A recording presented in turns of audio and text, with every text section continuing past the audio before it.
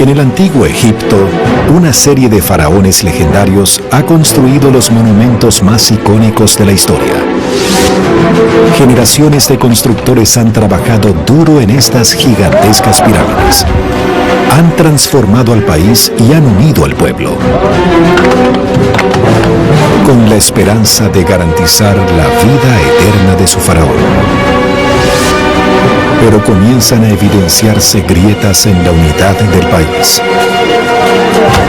Una cantidad cada vez mayor de poder se acumula en las provincias independientes del rey. Son como pequeños faraones locales en todo Egipto. Transformación religiosa. El rey aparecería aquí arriba para mostrarse como el dios Sol. Cambio climático. Es una tormenta perfecta. Todo se desintegra. Y un faraón débil llevan a la era de las pirámides a un final aplastante.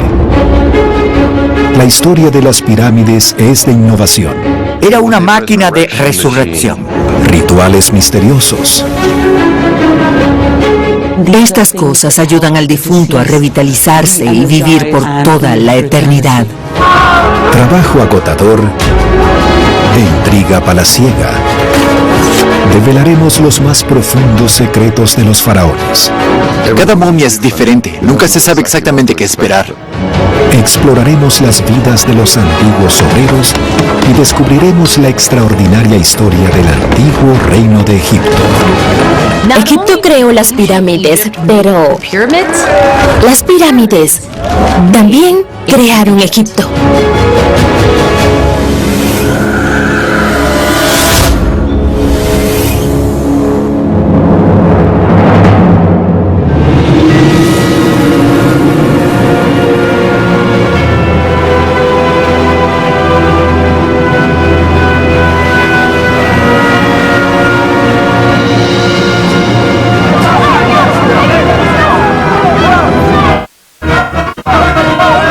Año 2150 a.C. Un faraón debilitado y viejo reina en Egipto. Su nombre es Pepi II. En todo el reino, el pueblo se levanta contra un rey que creen ha perdido el favor de los dioses. La cosecha ha sido escasa durante varios años. El pueblo tiene hambre y se fragua una revolución. Pepi II no lo sabe, pero sería el último faraón del antiguo imperio.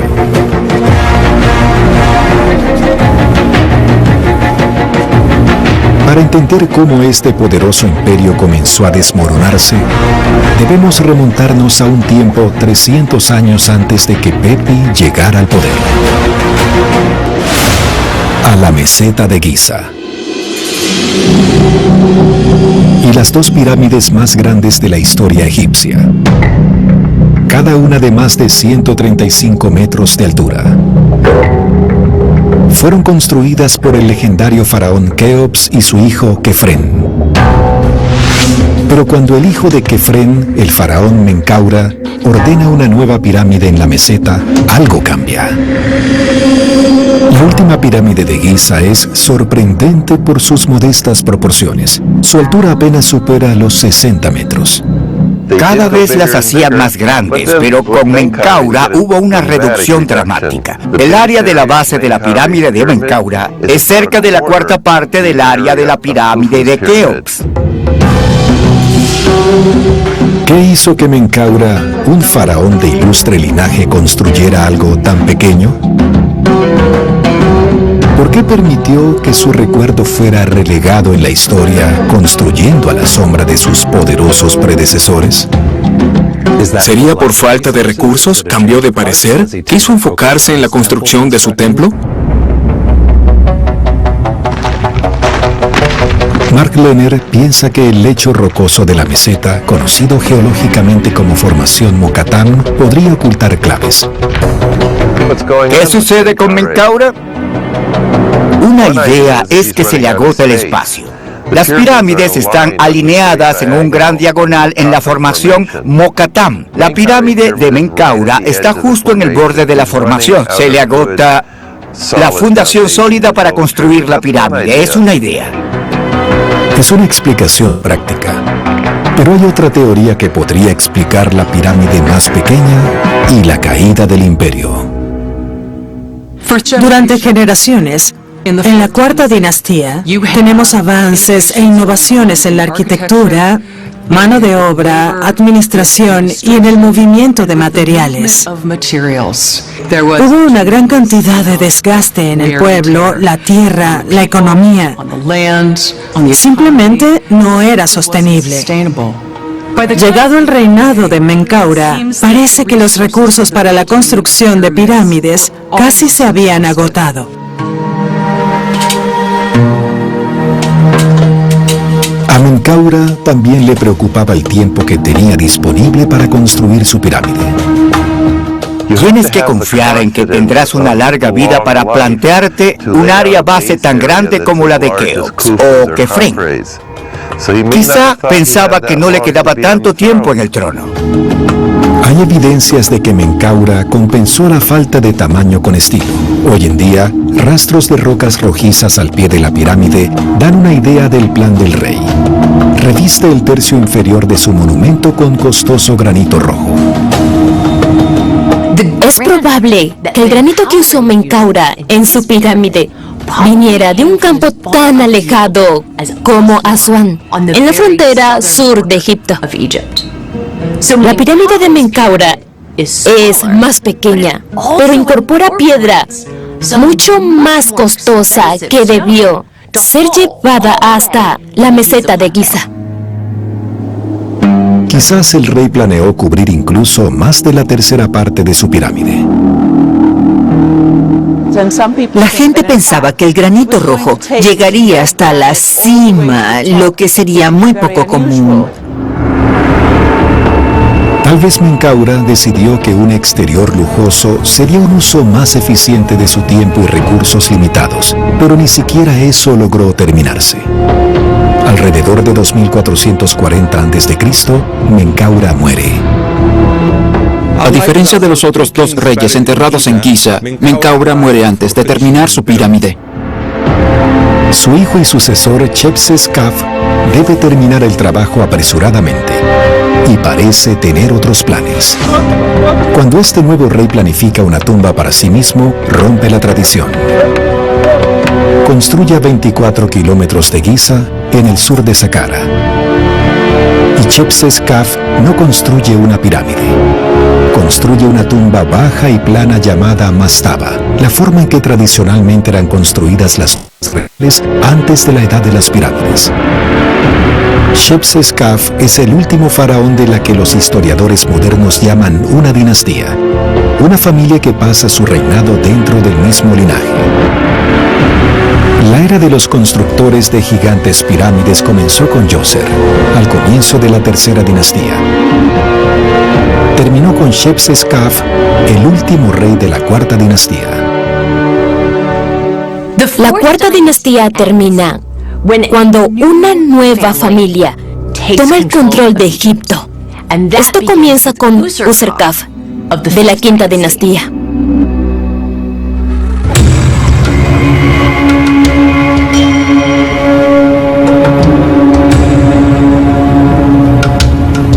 La manera exacta en que Userkaf se hizo con el control es un misterio. Pensamos que el rey Userkaf, fundador de la quinta dinastía, no era de sangre real. Pero tomaría una serie de decisiones que llevarían a la desintegración del imperio. Cuando Userkaf llega al trono, una vez más el reinado es renovado. Lo que hace Userkaf a una escala monumental es, en esencia, hacerle saber a todos que, si no se han dado cuenta, se están produciendo cambios muy importantes y soy el sucesor real, pero no sigo los pasos de mis predecesores. Userkaf decide transformar la tradición de la construcción de pirámides.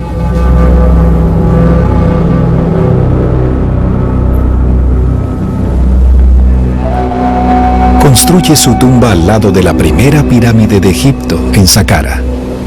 pero le dedica un mínimo esfuerzo.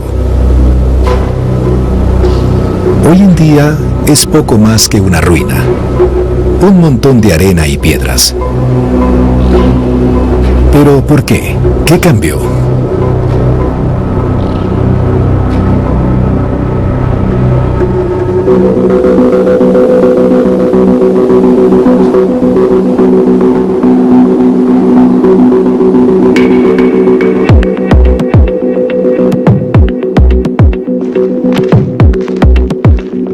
El arqueólogo Massimiliano Nuzzolo piensa que la respuesta está oculta bajo la arena del desierto, en un lugar llamado Abu Ghurab, entre Saqqara y Giza.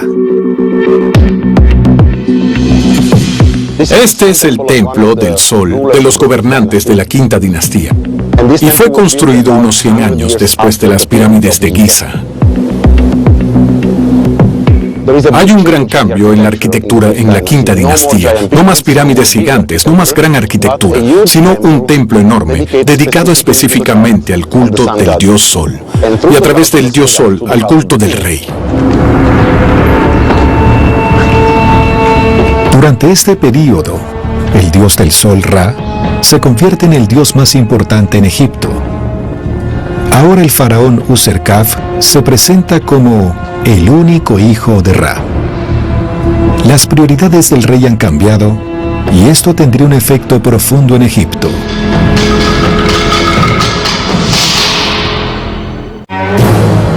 En Egipto, el primer rey de la quinta dinastía, Userkaf, ha desechado la tradición.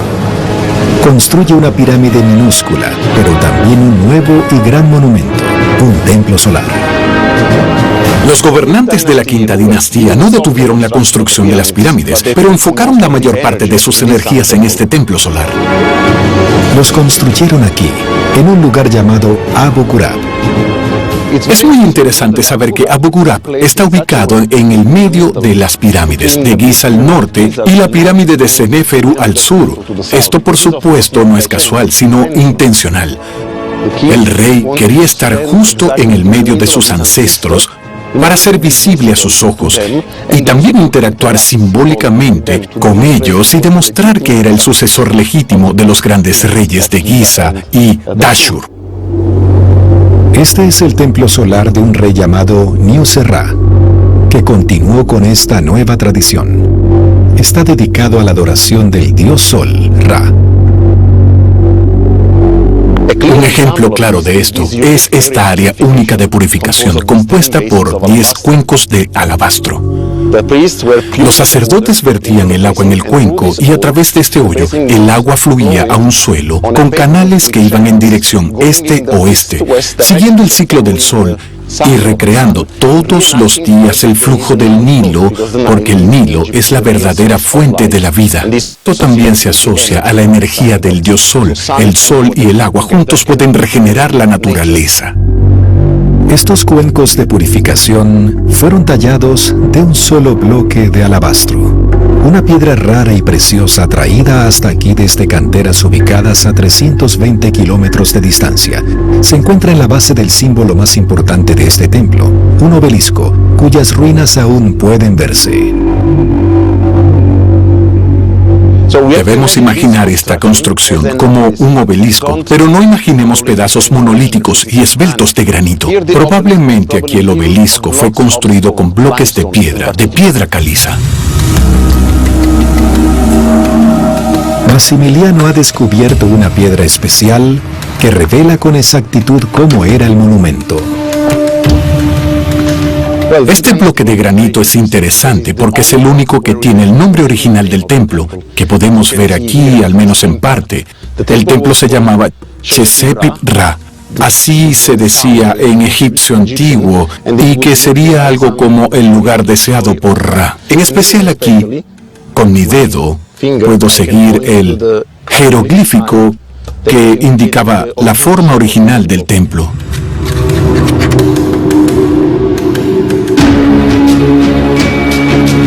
Los antiguos constructores hicieron un obelisco de unos 20 metros de altura, en medio de un edificio amplio al que el rey accedería durante los rituales.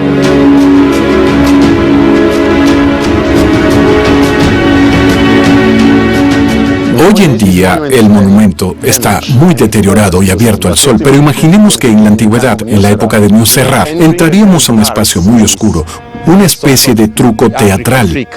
El rey entraba a la oscuridad de este corredor y luego reaparecía en la cima del obelisco como el nuevo sol brillante.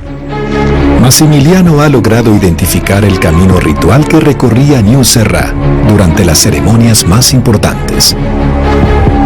Se celebraban durante los solsticios de verano y los equinoccios de invierno en los días más cortos o más largos del año. Aquí tenemos un bloque, que es lo único que queda del techo que una vez cubrió el corredor interno del edificio. De este lado, también vemos la decoración del techo original con un cielo estrellado. Aún se ve algo de color azul.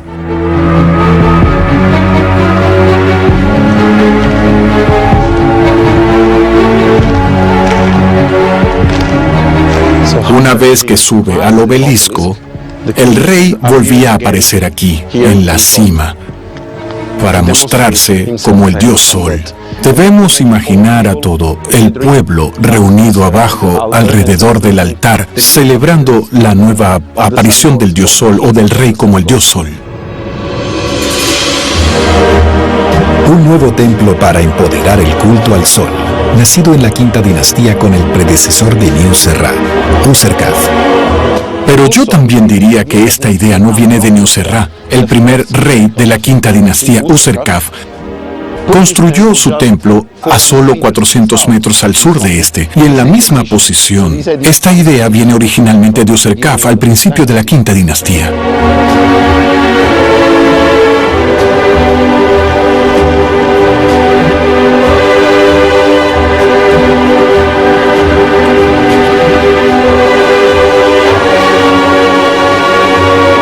La decisión de Userkaf de construir un gran templo solar y elevar la importancia del dios Sol Ra transformaría Egipto, tal y como lo habían hecho las primeras pirámides de generaciones anteriores.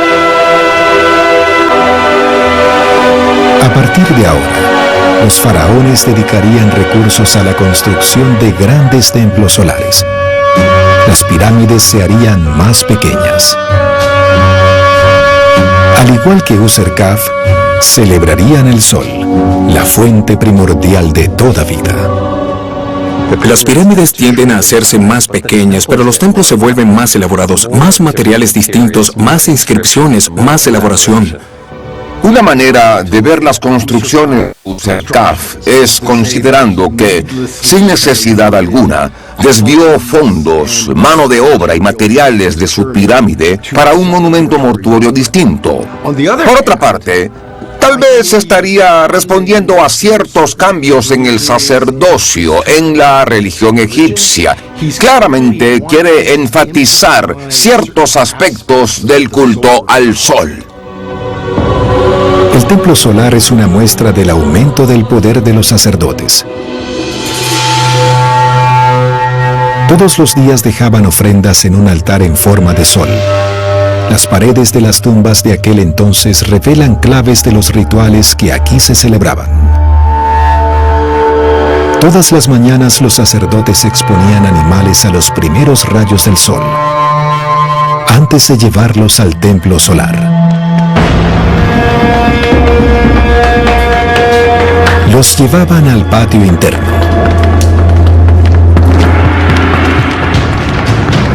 Esta vaca será sacrificada al dios Sol Ra.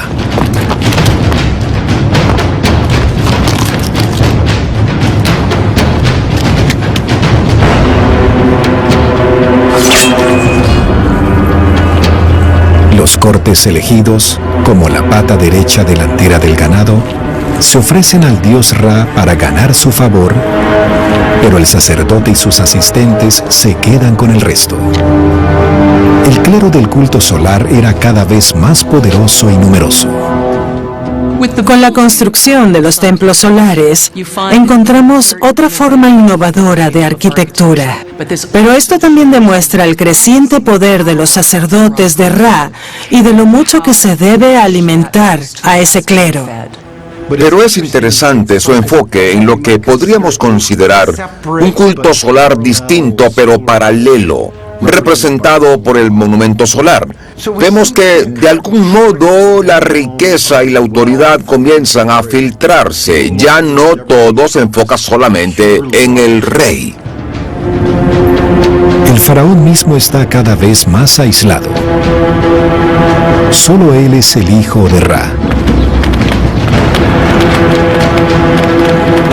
Para afirmar su naturaleza divina, se dedica cada vez más al culto al sol y menos a las labores cotidianas de su país. En el palacio, el faraón ya no se reúne con su corte. El rey está creando una fisura que fracturaría al país.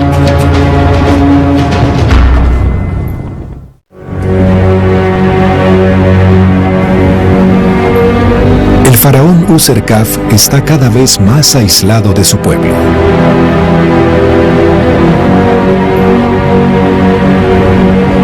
Ahora, incluso le niega a su élite dominante la oportunidad de ser enterrados junto a su rey.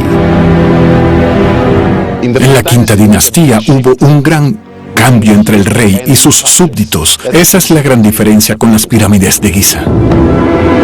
En Giza, una enorme necrópolis se extiende alrededor de las pirámides de los faraones anteriores, Keops, Kefren y Menkaura. Sus familias y los miembros privilegiados de su corte descansan por toda la eternidad junto a los faraones que sirvieron. Han recibido la inmortalidad por sus vínculos. Los reyes de la quinta dinastía tenían una idea distinta, estar separados de todos los súbditos. El rey está solo en el centro de este lugar para ser representado como el hijo del dios Sol. Encierro y aislamiento para demostrar que es el único representante del dios Sol en la tierra.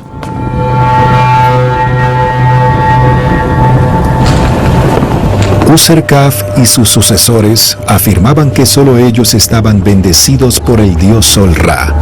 La gente común tendría que buscar en otra parte. Y lo hacen. Es por eso que en la quinta dinastía también tenemos la aparición del dios Osiris, una figura muy importante de la religión egipcia. Osiris es el juez de los muertos y señor del inframundo. Osiris aparece por primera vez en las tumbas de las personas enterradas en Saqqara. Parece que el rey les dio a estas personas la posibilidad de tener un dios personal, una deidad personal, Osiris, mientras él tenía su propia deidad, el dios Sol. Mientras Userkaf y sus sucesores se distancian cada vez más de los asuntos de Estado, la administración del reino queda en manos de burócratas y funcionarios civiles de alto rango. La clase creada por los proyectos de construcción de las pirámides de los reyes anteriores. Cuando Userkaf asciende al trono, hace un esfuerzo consciente por sacar el poder de la familia real, que es donde ha estado durante la mayor parte de la cuarta dinastía, principalmente para sortear a príncipes rivales. Hay funcionarios. No son solo los familiares más cercanos del rey. Ahora hay una burocracia profesional. Lo interesante es que la burocracia y el Estado se están expandiendo mientras las pirámides se hacen más pequeñas. Durante el reinado de Userkaf, este comienza a dispersar su poder entre los funcionarios, casando a sus hijas con funcionarios que eran la élite dentro de la sociedad egipcia antigua. No creo que haya pensado en las ramificaciones políticas a largo plazo de esta estrategia. Al cederles estatus y poder a los funcionarios locales, el rey se vuelve menos relevante para el ciudadano de a pie en Egipto. El cambio iniciado por Userkaf generaría una gran transformación en el poder.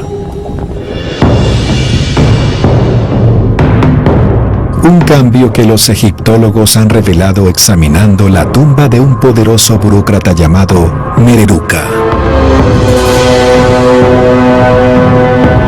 Este hombre recibió el título de visir de manos del rey Teti, fundador de la sexta dinastía, quien dejó que Mereruka se casara con su hija. Mereruka tiene una tumba mastaba localizada a tiro de piedra de la pirámide de Teti en Saqqara. Dentro de la tumba hay relieves que nos dicen mucho de cómo fue la vida de Mereruka. Nos ofrece una ventana única hacia la vida de la élite de la corte en aquel entonces, incluyendo sus pasatiempos favoritos: la caza, la pesca en los pantanos y relajarse con su esposa, la princesa Secheshet. Toca el arpa para él. Disfrutan de un juego de mesa llamado Senet. Este es el tipo de detalles que de verdad enriquecen nuestro conocimiento de la vida en el antiguo Egipto. Incluso tenemos las letras de las canciones que cantaban las mujeres. La vida parece dulce, pero también hay evidencia de un estado autoritario y brutal. En una de las paredes de la tumba de Mereruka, los grabadores representaron escenas de lo que le sucedía a cualquiera que violara la ley.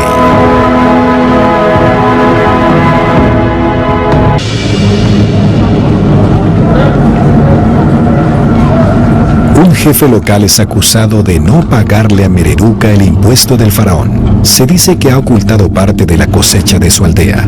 Una jugada atrevida. Esta escena es única porque nos dice que el poder del país se está desequilibrando. Antes la gente no habría podido hacer algo así. Los escribas registran la ofensa y el castigo en sus archivos.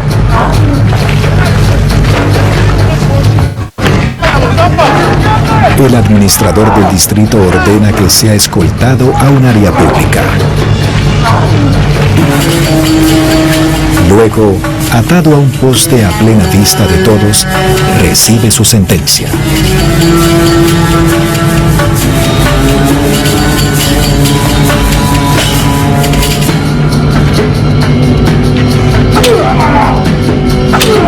Azotes con vara.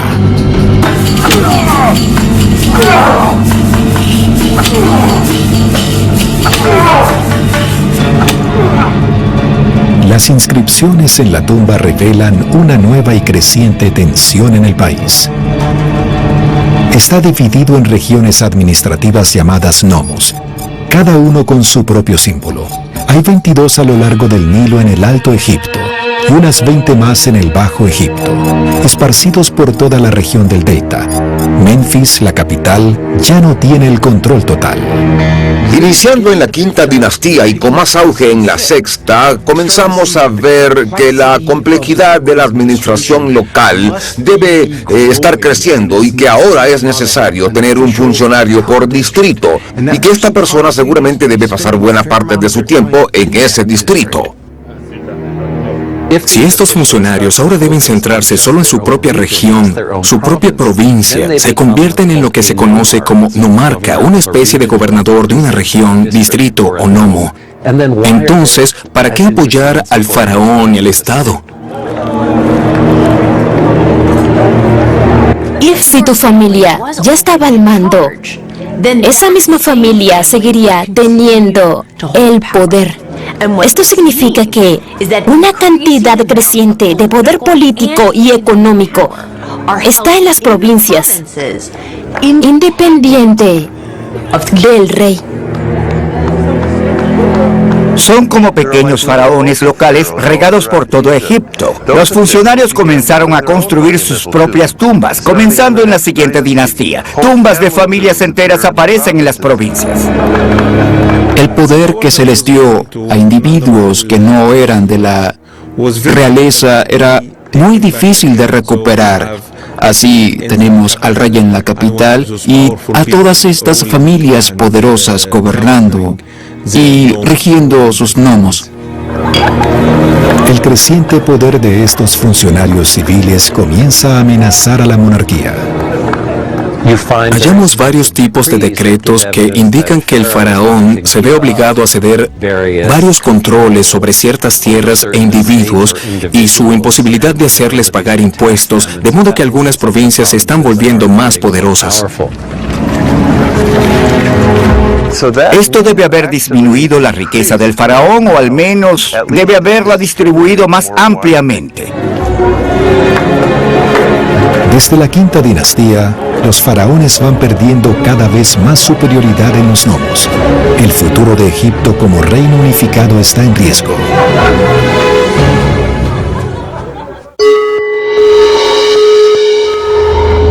En el antiguo Egipto, la pirámide del rey Unis, de la quinta dinastía, oculta evidencia de un malestar creciente entre la realeza. Bajo tierra, el rey cubrió las paredes de sus cámaras mortuorias con escrituras misteriosas. Ahora se les conoce como los textos de la pirámide. Son textos que decoraban la cámara del rey y que dan instrucciones y lecturas al rey para que haga su viaje hacia el nuevo mundo, donde se convertirá en uno de los dioses de las estrellas circumpolares del norte. Es una serie de hechizos diseñados para ayudar al rey a unirse con el cielo, con los dioses, derrotar las preocupaciones y a sus enemigos amenazantes. La orientación y la disposición en las diferentes salas también son significativas. Oh Unis, los mensajeros de tu Ka vienen a ti, los mensajeros de tu padre vienen a ti, los mensajeros de Ra vienen a ti. Palabras que aseguran la inmortalidad del faraón, escritas por primera vez. El primer ejemplo es al final de la quinta dinastía. El último rey de la quinta dinastía, el rey Unis, en Saqqara. En Giza las pirámides no tienen inscripciones, así que ahí no tenemos textos de pirámides. Los últimos faraones podrían tener conciencia de que están perdiendo el control de su reino y que no pueden contar con que las generaciones futuras sabrán los hechizos o cómo hacerlos. Tal vez una de las razones por las que los textos de las pirámides están escritos dentro de la pirámide es que a los reyes les preocupaba que los rituales y las ofrendas no se harían en los templos. Sin rituales, no hay vida eterna. Comienzan como textos en las pirámides para la realeza, cambian o evolucionan para convertirse en textos en los sarcófagos en el Imperio Medio, también disponible para los que no son de la realeza, y ya en el nuevo imperio se les conoce como Libro de los Muertos. Son colecciones de hechizos creados para garantizar una exitosa vida después de la muerte.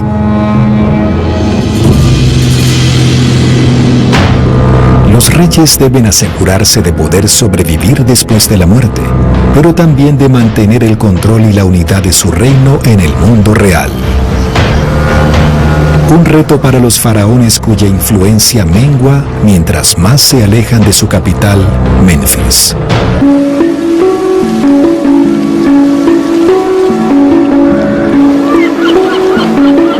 Un descubrimiento reciente y asombroso es evidencia del dramático cambio. El hallazgo se hizo en el sur de Egipto, en la región de Asuán.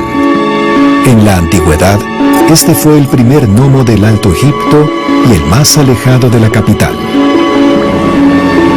Se le conocía como el nomo de las regiones del Arca.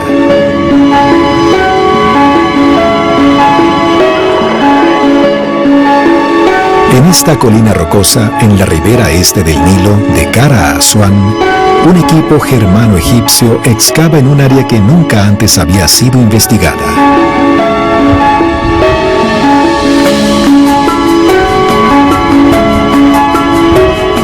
Friederike Seyfried es la directora del Museo Egiptológico de Berlín. Pasó 4 años excavando la tumba de un dignatario local, el gobernante o monarca de esta área.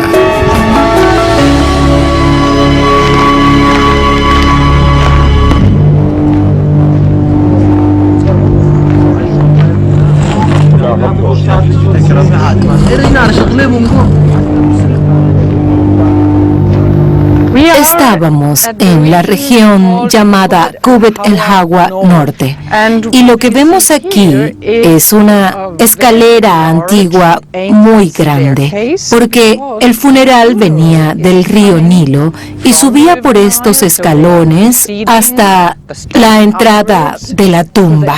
Una tumba finales de la sexta dinastía de una persona llamada Kunis. Kunis era una persona privilegiada porque solo los privilegiados podían permitirse una tumba de este tamaño excavada en la roca. Quería que sus tumbas marcaran su posición y querían demostrar su riqueza, sus propiedades. Claro, era algo impresionante para todos.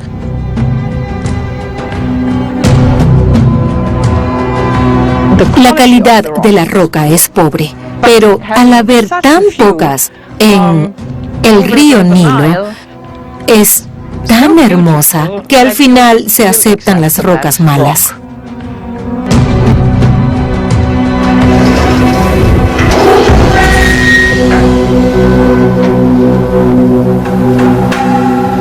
Los egiptólogos descubrieron esta tumba luego de los eventos de la Primavera Árabe en 2014, durante la cual algunos locales buscaban antigüedades para vender. Los ladrones de tumbas desenterraron la cámara mortuoria, que había permanecido sellada por más de 4.000 años.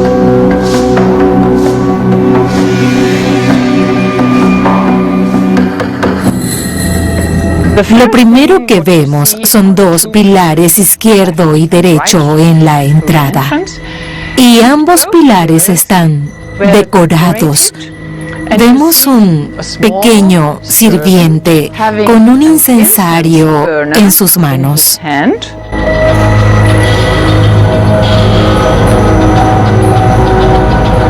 El incienso sigue usándose para la purificación.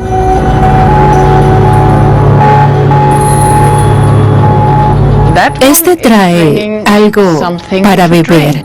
Esta es la típica jarra de cerveza, porque en el otro mundo hay que comer y beber. Es fantástico ver que tenemos estos dos sirvientes que van directamente adentro de la tumba y le dan sus ofrendas a Kunis, quien debería estar enterrado en la cámara mortuoria de aquí. En esta sala los arqueólogos hallaron algunos huesos pequeños. Los saqueadores se habían llevado todo lo demás. Aquí tenemos la siguiente fila de pilares. Aquí vemos la representación del dueño de la tumba. Vemos el título Kunis, encargado del sello del rey y un amigo de la corte y sacerdote.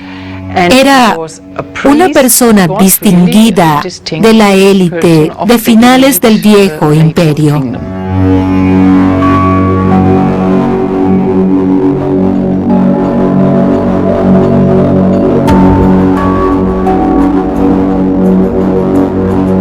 La tumba es un ejemplo perfecto de la cambiante estructura de poder en Egipto.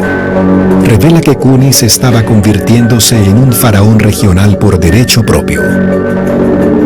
Si tienes el dinero suficiente para construir una tumba como esta, eres una persona de la élite.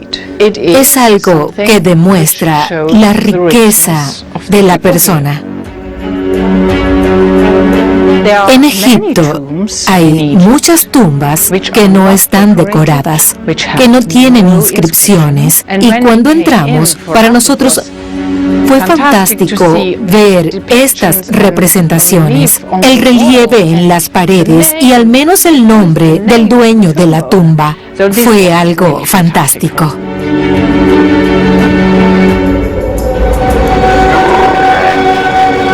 Pero esta tumba sería una de las últimas de su tipo.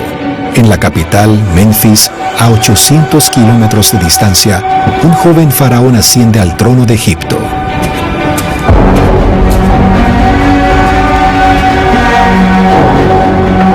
Este es Pepi II, y bajo su mando el viejo imperio de Egipto finalmente colapsaría.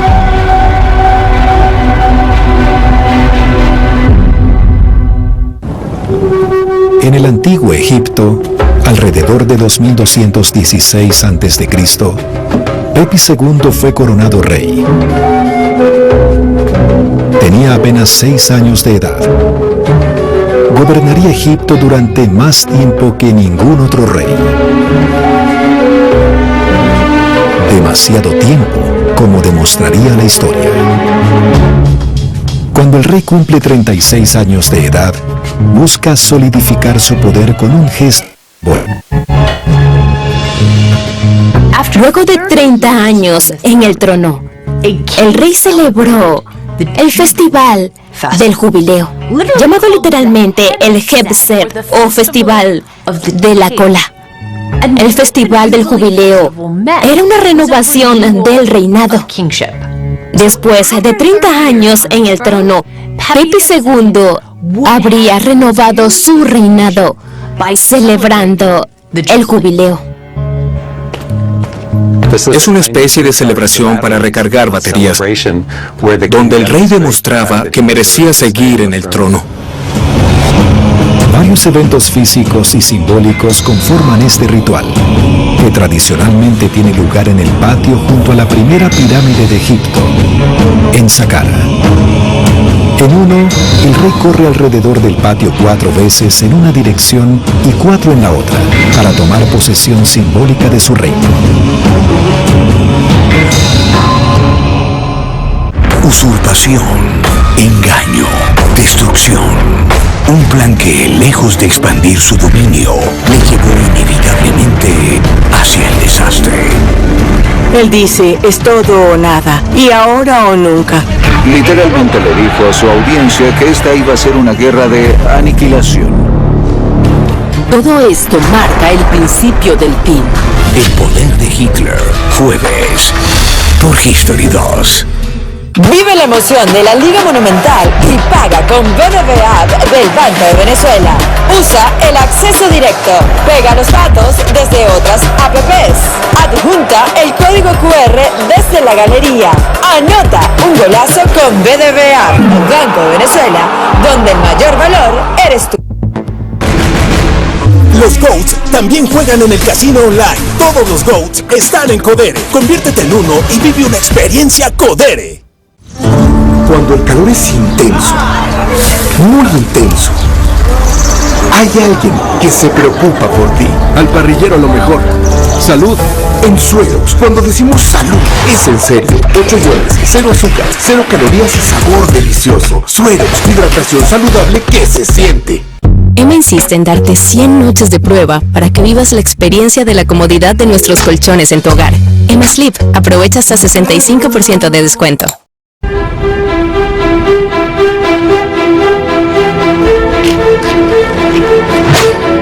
Durante otra prueba ritual, Pepi II debe probar su destreza con el arco frente a toda su corte. Dispara flechas en dirección a los puntos cardinales, para mostrar simbólicamente su dominio del universo.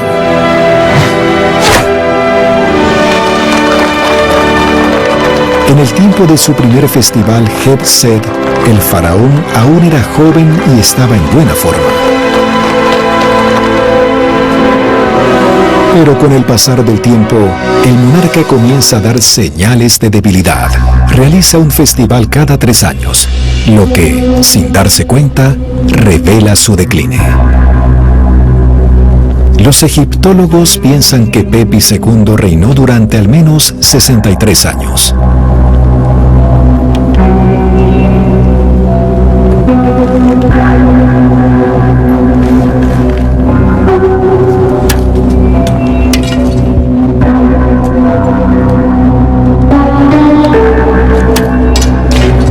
Para el pueblo debe resultar obvio que Pepi ya no tiene el control.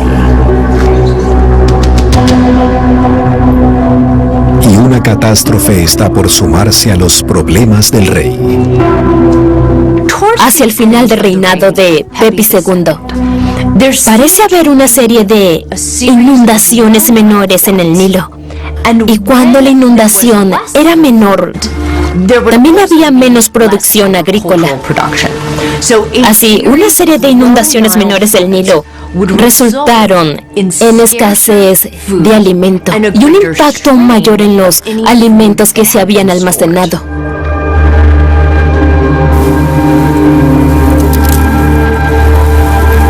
Para un antiguo egipcio cualquiera, el rey lo es todo. Es un rey viviente, un representante de todos los dioses. Y eso significa que si no hay inundaciones, el rey es el responsable. Ese rey es responsable por traer el agua todos los años.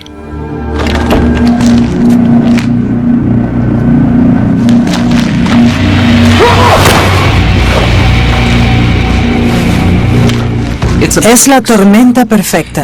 Tenemos hambruna masiva en el país y un estado faraónico disminuido.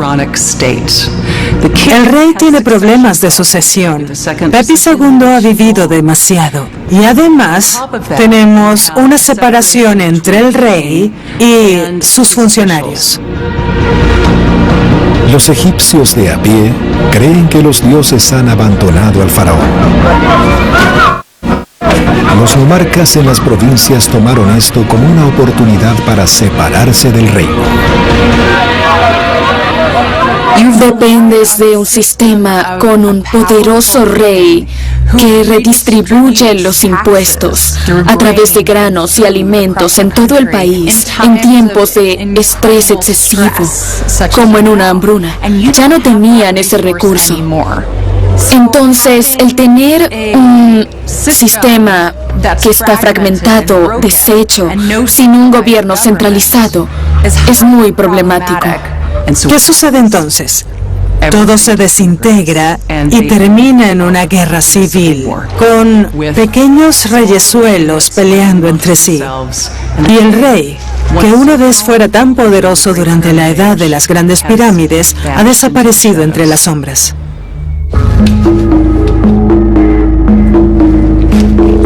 Hoy en día, Pepi II es conocido como el faraón responsable por el fin de la primera edad dorada de la civilización egipcia, la edad que ahora llamamos el Viejo Imperio o la Edad de las Pirámides. Pero las pirámides en sí no desaparecieron del todo. En el Imperio Medio construyeron pirámides otra vez, pero fueron menos conocidas. Ahora construyen pirámides con poca piedra y más ladrillos. Se mantuvieron hasta finales de la Antigüedad en Nubia, así que las pirámides estuvieron vigentes durante mucho tiempo.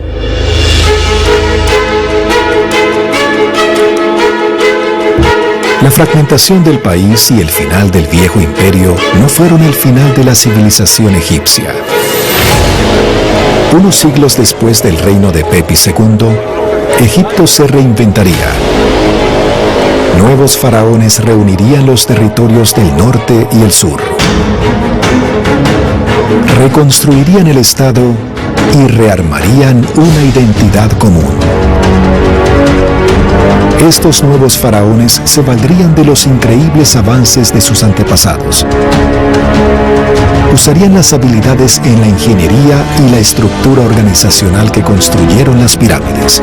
Sería el legado de las pirámides lo que reconstruiría a Egipto mismo.